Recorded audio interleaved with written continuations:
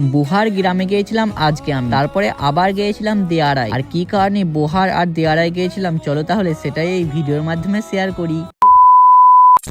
So hi friend, কেমন আছো তোমরা? আশা করি তোমরা সকলেই অনেক ভালো আছো। অনেক দিন যাবত হয়ে গেল আমি কোনো লাইভ রকমের ভিডিও আপলোড করিনি, তাই ভাবলাম আজকে না হয় সকাল থেকে আমি কি কি কাজ করি সেগুলো এই ভিডিওর মাধ্যমে শেয়ার করি। তাই দেখো আমি কিন্তু সকাল সকাল রেডি হয়ে গেছি, আর আমি কিন্তু ব্লাড কালেকশনের কাজ করি, সেটা কিন্তু সকলেই হয়তো জানো যারা আমার রেগুলার ভিডিও দেখো। তাই কিন্তু সকালে ঠান্ডায় কাঁপতে কাঁপতে এই দেখো বার হয়ে যাচ্ছে। আর এখন যেই পরিমাণ ঠান্ডা পড়েছে, যদি ভালো করে সোয়েটার না পরি তাহলে তো আমাকে আর খুঁজেই পাওয়া যাবে না। কথা বলতে বলতে আমি কিন্তু দেখো আমাদের মোদপুরে চেম্বারে চলে এসেছি। আর আসার পরে যে ব্লাড গুলো ছিল সেগুলো কিন্তু রেখে আমি আমার কাজ করতে শুরু করে দিলাম, অর্থাৎ আমার খাতাগুলো সব লিখতে লেগে গেলাম। আর তারপরেই কিন্তু আমাকে যেতে হবে বোহার। আগের দিন একটা ব্লাড কালেকশন করা ছিল, এবার সেই রিপোর্টটাকে আমাকেই দিতে যেতে হবে বোহার গ্রামে। তাই কিন্তু এখন আমি বার হয়ে যাচ্ছি বোহার গ্রামে যাবো বলে। এই দেখো তারপরে কিন্তু আমি বোহার গ্রামে ঢোকার আগে একটা ঈদগাহ ছিল, সেটাকে একটু ভিডিও করে নিচ্ছি। আচ্ছা, কে কে আমার এই বোহার এলাকার এদিক থেকে ভিডিও দেখছো পারলে একটু কমেন্টে জানিয়ে দিতে পারো, তাহলে তো আমিও বুঝতে পারবো যে বোহারের এইদিকে মানুষ আমার ভিডিও দেখে। আমি কিন্তু বোহারের কোন জায়গায় যাচ্ছি সেটা কিন্তু সেই গ্রামের নামটা জানি। এই যে আমি কিন্তু হালকা করে একটু ভিডিও করে নিচ্ছি আমি যেখানটা এসেছিলাম। আর যখন বোহার গ্রাম থেকে বার হয়ে আসছিলাম তখন কিন্তু এইখানে একটা সুন্দর পাড়া দৃশ্য দেখলাম।